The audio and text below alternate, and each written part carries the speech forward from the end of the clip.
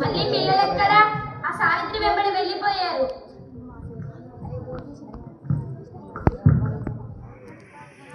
సావిత్రి, మా పిల్లల్ని తీసుకువెళ్ళొద్దని చెప్పాను కదా, ఎందుకు తీసుకెళ్ళా? నీకు అప్పుడే చెప్పినా నేను, మీ పిల్లలకు చదువు నేర్పించేదాకా తీసుకెళ్తానే ఉంటాను కదా. ఏ పుత్లిక, ఎందుకు వచ్చావు ఇక్కడికి? పద వెళ్ళిపోదాం.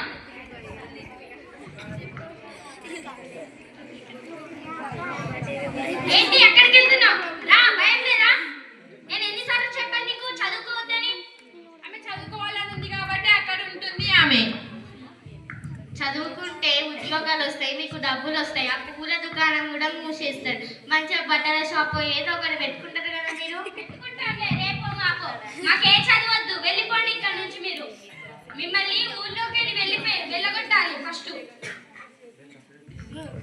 నువ్వు మనకు కూడా చదువుకుంటే మంచిగా పని చేసుకుంటావు. నువ్వు కూడా అలానే మారిపోయావా? ఏం కాదులే, చదువుకుందాం. చదువుకుంటే మంచి జ్ఞానం వస్తుంది. చదువు వల్ల ఏమొస్తుంది అసలు? చదువు వల్ల ఎప్పుడు పడుతున్నారు మీరు అంతా కలిసి? చెప్పు, చదువు ఎప్పుడు ఎందుకు పడుతున్నారు అందరూ? చదువు వల్ల లోక జ్ఞానం వస్తుంది. వీటిలో మీరు గుడిసెలలో ఉండొద్దు. అట్లా అని మేము చదువు గురించి చెప్తున్నాము. అవునా, ఎన్ని లాభాలు ఉన్నాయి చదువు వల్ల? రేపటి నుంచి పంపుతాను లేదు. మేము కూడా చదువుకుంటాం. సరే, కూర్చోండి మీరు.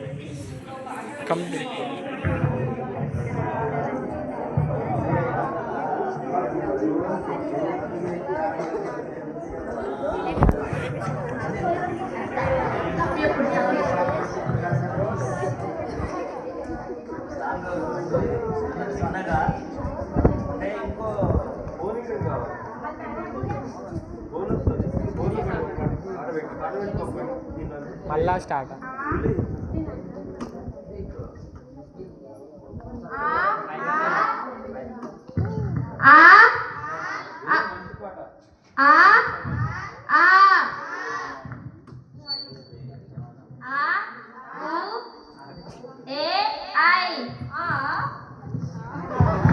అందుకనే నిన్ను చదువుకోమని చెప్పింది. ఇన్ని రోజులు వాళ్ళు తిట్టినావుగా చదువుకోమంటే. చదువుకోవద్దని చెప్పినావుగా వాళ్ళకు.